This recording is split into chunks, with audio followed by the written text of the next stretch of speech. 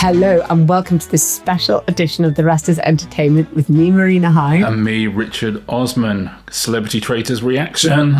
Oh, that's my reaction. Wow. And for the benefit of the people not watching on YouTube. I'm throwing my hands up. I mean, it's a wow. This is, first of all, this is a huge triumph for the BBC and for what I'm sure you will tell me is the world of formatted entertainment. Yeah, it's lovely to have a show like this that everybody is talking about, every demographic is talking about. The numbers are up around 13, 14 million, which is great. It's like old school television. Yeah. And this is not some, by the way, resurgence of terrestrial TV, but, the decline will continue, but how lovely it can still punch above its weight every now and again. So we're down to 5 players, 3 faithful, 2 traitors. Yes. They finally got a traitor. Yes, it took him a while. Good one to get, though. Yeah, I'm amazed that Jonathan was able to stay in that long. Yeah. He played it really brilliantly. Yeah. I think he has said since he didn't think he did play it that well. He was hugely helped by the utter uselessness of the opposition. Again, we've said, and this series has been the proof of the thing, that it doesn't matter when you get the traitors out. And it really didn't, because actually when they got Jonathan out, in some ways, it was the perfect time to do it. It's sort of post-recruitment. I mean, you couldn't really recruit. If they'd got Kat or Alan out straight away afterwards, then this would be an absolute slam dunk for the traitors. They could have gone through the whole first bit of this down to 7 people without a single traitor going and absolutely won. Because that's what you can do. Just leave.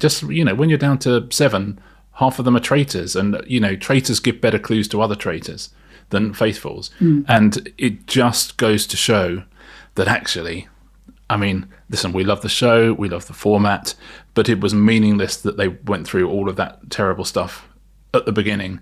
If they had just been able to follow through, if they'd just perhaps gone with Joe's idea that Alan should go next, that's the big issue, is that terrible round table getting rid of Kate. I mean, that was after everything they've done wrong. That's the biggest mess yet. Can I just say something? When I was growing up, this reminded me of when I was growing up, I had, the original version of Guess Who, the board game, right? Yes. And the original version of Guess Who, the board game, had 5 women in it, okay? And like maybe 24 tiles of people, right? So that was ridiculous. So if you ask the question, is it a woman? And the answer is yes. You put down 80% of the board, right? So when they were sitting there in that round table last night, okay, if they really did want to get a traitor, and obviously some of the people at the table do, then what they should have said to themselves is, the only people we can vote for here are Kat or Kate Garraway, okay? You are on a prime time public service broadcasting show.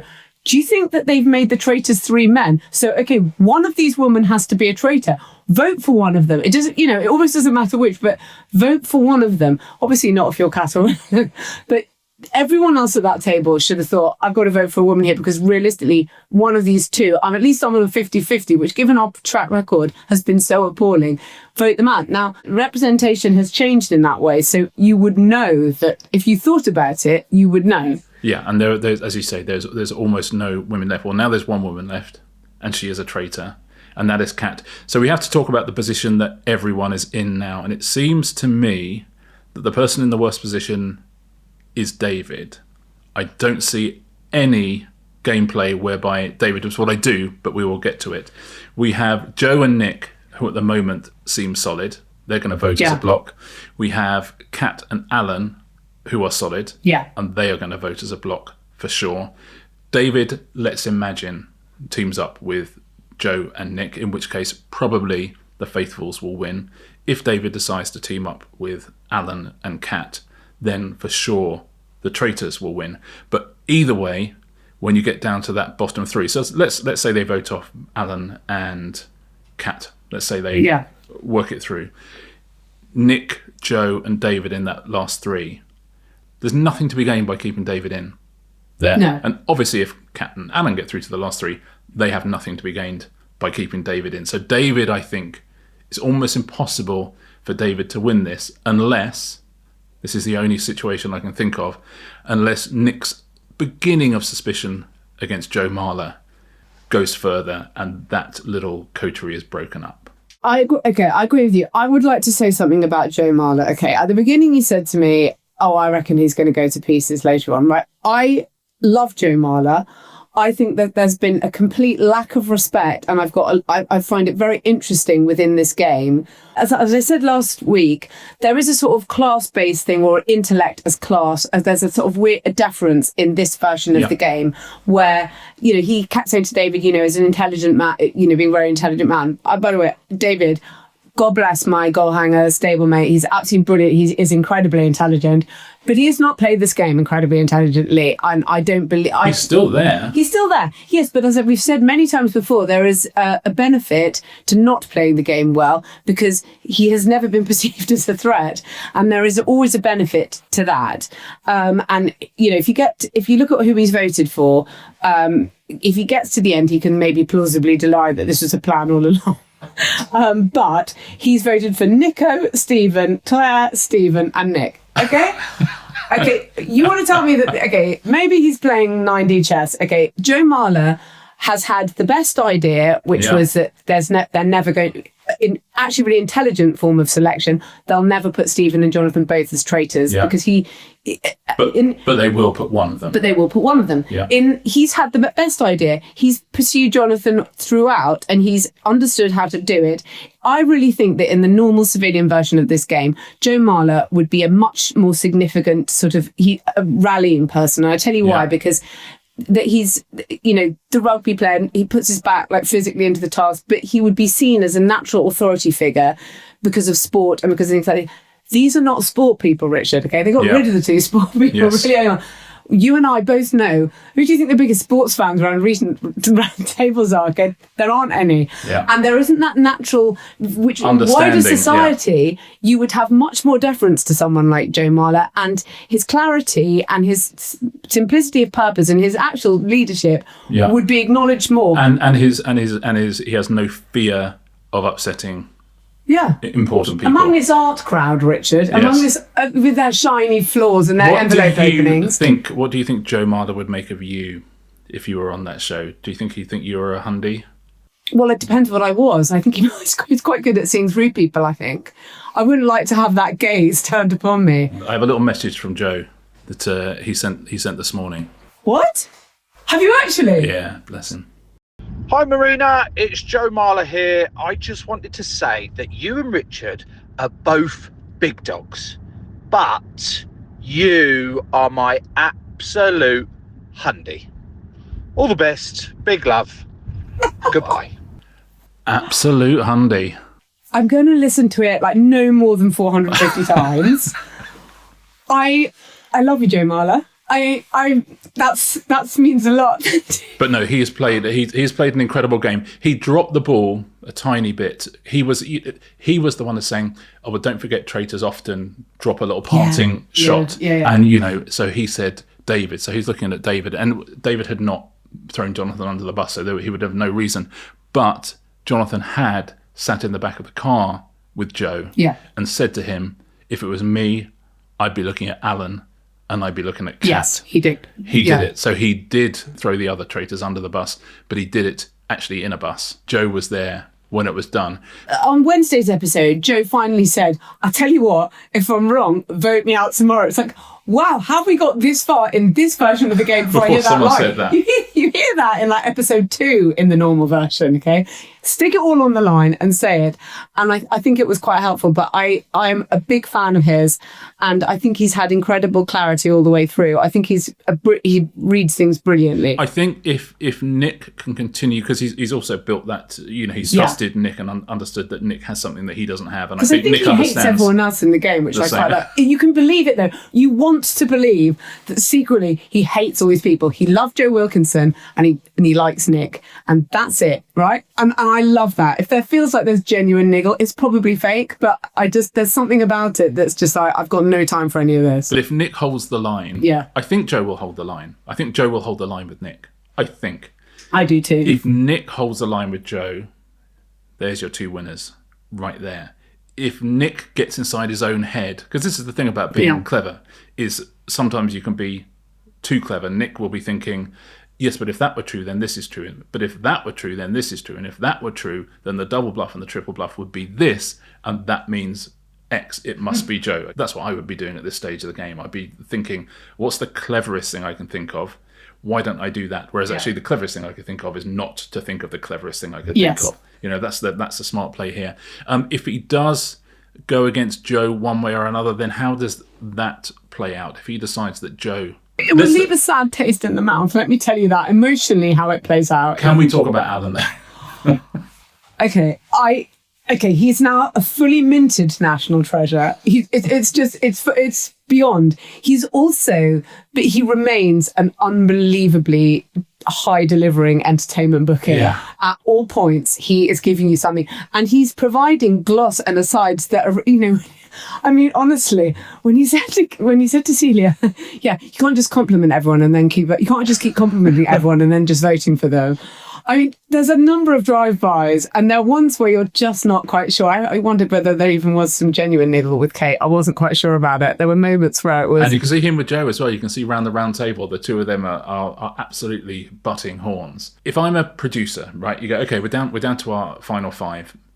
No evictions, and of course, no murder. And of course, there's no murder because that does make the maths impossible. So that's the slight dead hand of the producer, but in a way that's absolutely acceptable. Because once you're down to 5 or 4, there are different permutations, and you have to let the game play out, which is what they've done there. But if I'm sitting there in the gallery and I'm saying, Claudia, why don't we get them all just to look everyone else in the eye and say, I am a faithful. Why don't we do that? And if you're Claudia, if I'm at the back of the gallery, I'm like, it feels like that's not really going to show anything, is it? I mean, you just be like, I get it, but it's just one of those, moments. And then you get to Alan, and he literally falls to pieces and literally starts laughing halfway through, I am a faithful. I mean, he's already forgotten he had a shield.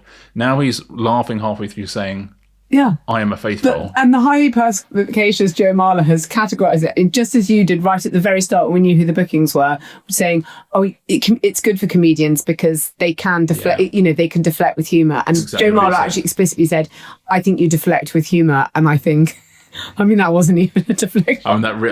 My goodness, it really wasn't. It feels like they've sort of got Kat's number as well. I think. Yeah. I think it's certainly Nick. You feel has. She's been able to say all along, I'm not great in social situations, and she's done it in a very nice way. Yes. And I'm not brilliant at. So that's a different sort of deflection. Which is true. Yeah. But also it's been quite useful. Yeah. And so she's been able to do that, but I think at this stage you can't do that anymore. Yes, I think there's no hiding place anymore. I think she should have been the leader of the people. I think she shouldn't have even let Joe Marler say anything before she said, I've got to say, Jonathan, I've been thinking about this a long time. I think it's you. Going in the slipstream of others, which as we know is the kind of, coward's way up. The herb. Well, that form of behaviour, which is very useful for traitors. But ultimately, I think, I don't know, if I were her, I'd have thought, I can't see how this is going to work out for Jonathan tonight. And I'm going to be the one leading it all, because then people would have said, and actually they didn't do this with Joe Marler even afterwards, which they didn't say, which they would have done in the normal version of the game, you're fated all the way back to the bar and you've become the traitor hunter because you've got the traitor hunt. And when actually Celia was banished, when Celia was murdered, she's so funny. We all tell her, I love her so much, and we all tell ourselves silly fibs about ourselves, but she said, I was murdered because I was brave enough to get the traitor out. Okay. Can I just talk about your votes, please, Celia, in this entire show? Charlotte, Kat, David, Jonathan, David, Joe Marler, and then Jonathan. That's not bad, though. That's 3. Really? So, Kat and Alan have only one chance of winning, and that is to persuade David. It's just one episode next week, and we're going to see who wins at the end of that. Alan and Kat have to persuade David of their point of view, or they've got to somehow try and knock Nick off course. So what they have to do is persuade David that either Nick or Joe is a possible traitor, and once they do that, then they have a path to victory. Why didn't they murder Nick? To what? Cause chaos? I mean, there's enough chaos already with this lot. Chaos was great early on. Yeah, and it does work. Chaos early on. Why didn't they murder him? The herd. But that was crazy and simply not explained. The way it was edited, we didn't get to see their brilliant reasoning. because I would have loved to have heard it. Yeah, but the fact that Joe and Nick are still there is a absolute fault Yeah. of the traitors. It really is. It's a huge issue for them now. And if those two guys can play this properly, then they are definitely going to win, and the traitors are in huge trouble. Time and time again, we say the job of the faithful is not to weed out traitors. So this is one of the few series in the history of traitors where there's not been a recruitment. Yeah. There's not been a recruitment because they picked off their first traitor sort of at the perfect time. Yeah. We've talked before about the best thing to be as a recruited traitor. So I've done a deep dive into the statistics of every single series of traitors everywhere around the world to see if that's actually true, because it feels like it's true, but is it? And we know it's true in our hearts, but is it true in our Can I read you heads? some of my findings? Yeah. By the way, traitors win more often than faithfuls. Okay, so traitors have won 32 out of those 60 series. Faithful have won 26, and there's been 2 sort of no result type things because of people mucking about with the format. If you are an original traitor, so we start, imagine we're right at the beginning, 19 people, we got Jonathan, we got Adam, we got Kat. The chance of an original traitor winning traitors is 17%. Okay, you have a 17% chance of being the winner of traitors if you're at the beginning there. If you're a faithful at the beginning, it is 6%. You have a 6% chance of winning this game because you've got to last a really, really long time. Yeah. And people will try and banish you, and you are definitely going to, someone is definitely trying to murder you. So, there's a lot of trouble there. So it's 17% if you're original, 6% if you're faithful. If you are recruited as a traitor across these 60 series, 25%. Listen, there will be maths geeks out there who will say to me quite rightly that if you're recruited, you're later on in the process anyway. So the numbers wouldn't be as far apart as they sound, but it is definitively it's the strongest position in the game. The strongest position in the game, and not this one. So this one, and now we're down to 3v2. You would say that all other things being equal, everyone's got an exactly equal chance. I think the faithful have a mathematical advantage now. I think they have that kind of moral alliance advantage. They have a strong psychiatric advantage, although, as you say, Nick could be too clever. Traitors do win more often than faithfuls, yeah, for sure. But that has started to change recently. So in the first few years, so 2023, 5 faithful wins around the world. So just 5 faithful wins. 2024, 6 faithful wins. 2025, 11 faithful wins. The faithfuls are getting smarter and working out, especially how to play their end game. And does the game favour men or women? What would your gut say? My gut says it favours women. Just 66 female winners, 63 male winners. When I'm thinking of all the internationals, yes. Yeah, that's almost statistically insignificant, especially if we have 2 men winning this, will be almost identical. But what is interesting about that number, 66 and 63, is adds up to 129. We've had 60 series, so when you're down to 2, which is what you get to, which is the minimum you can get to, it would be 120. It shows that actually, in the end, there's very, very, very rarely 3 winners. Even if there are 3 of you and you're pretty sure you're all faithful, there is nothing to lose in the 2 of you who are the strongest friends getting rid of someone, which is where David is going to lose out. Because Joe and Nick, if it's Joe, Nick and David, at the end, David can sort of say whatever he wants. There is nothing to lose, really, for Nick to vote him out. Because, I mean, if they're wrong and, he is faithful, then they'll feel guilty for a while. But if he were a traitor, that would be a very bad mistake to make. So there is nothing to be gained in 3 people winning this. It would be if they did, wouldn't that be lovely? It'd be a lovely reflection of trust and human nature. But it feels to me like this is going to be a 2-winner, and it's either going to be Alan and Kat, or it's going to be Nick and Joe. Joe Marder I don't feel like he gets into his own head, but he's like Chuck Norris. I didn't imagine him sleeping at all during the entire time he was there. Like, Chuck Norris doesn't sleep; he waits. A couple of notices of, again, the dead hand of the producer, because there were so few of them going to the task on, I think, Wednesday's show. Who are the 2 people they put in a car together? Kat and Alan. Yes. As a producer, you're thinking that is not 2 people. They are not natural bedfellows, those 2, and they're not natural plotters. So if we leave them to their own devices, then they might not at any point work out that now's the time to ditch Jonathan. And now was the time to ditch Jonathan, for sure. And Jonathan was trying to work out how to ditch Kat or Alex is the one thing that would have saved him. He sort of half-heartedly tried to love them, but it was quite half-hearted. As I say, I loved the way Jonathan played it. I haven't loved the noises off because I keep seeing him doing podcasts or and talking about it. He has also said, I've had my celebrity friends are asking me whether I should do it next time, and I'm giving the benefit of my wisdom and saying I didn't enjoy it, so telling them not to. Oh, he said something absolutely brilliant at one point, which was totally true, which was, about the quality of the opposition, which was essentially, if you play it properly and the shields are something to go for yourself, as opposed to just treating it like some sort of nice, polite thing. I mean, he was in despair of it. Having said that, that would have been the TV moment of the year if Celia, when she was putting Kat on the thing, if she thought, actually, you know what? I think I'll put myself up there. Yeah. If she put herself there, I think it would have been so funny. And furthermore, she wouldn't have got murdered. You want to say, well, surely Joe and Nick are going to win this. But we've seen this show so many times, and we've seen what can happen in that final episode. And again, watch in that last episode, just watch if producers put any groupings together, watch if they have any particular games that sort of push people in a certain direction, not in a cheating way, but just to let people have conversations you might not normally have conversations. Watch if they innovate in any way like they did with the seer or anything like that, any sort of novel device that is inserted into that final bit. Because if I was the producer, what I would be thinking is this end game plays out in a very simple way, which is I know that that's the likely thing. And I'm also thinking, maybe that's not the greatest end to my series. I mean, it sort of is, because it's lovely for Joe and Nick to win because they've shown such kind of skill throughout. And because they're so different. It reminded me a little bit of that bonus episode we did about Mike Darnell, where he finally found a way of, in Joe Millionaire, of getting like 4 reveals in the final episode, which was insane.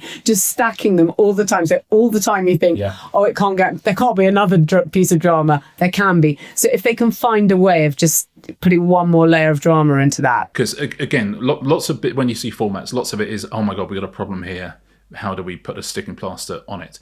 And so this idea of actually when there's 5 left, no one reveals what they are. We don't reveal if they're a traitor or a faithful. That is definitively a sticking plaster, right? That's okay. We got a problem here in our end game. Sometimes sticking plasters make your show better. In that environment, over a week, being locked up almost constantly. I've talked to a couple of contestants this week, by the way, about the living conditions. And my God, it's extreme. Yeah, it's extreme. And not in a, there's no privations, but it is definitively in a bubble. Yeah. You are allowed to think about nothing but the game. And so in that situation, in that final episode, if you can really turn the screw and you are denuded of information even further than you have been already, that's the time when somebody could crack.